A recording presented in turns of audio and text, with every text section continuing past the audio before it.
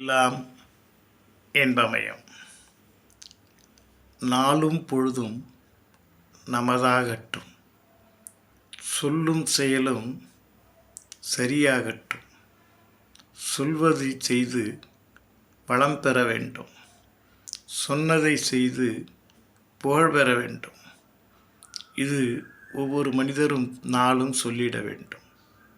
இன்றைய பொழுது எனக்கு சாதகமானதாக இருக்க வேண்டும்.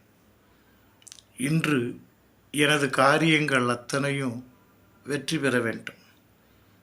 நான் எந்த ஒரு சூழ்நிலையிலையும் தயங்காமல், தடுமாறாமல், திடமாக இருக்க வேண்டும்.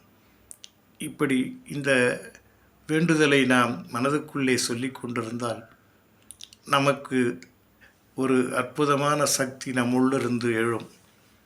இப்படி நாம் ஒவ்வொரு நாளும் சொல்லி பார்ப்போமா? எல்லாம் இன்பமயம், எப்பொழுதும் இன்பமயம்.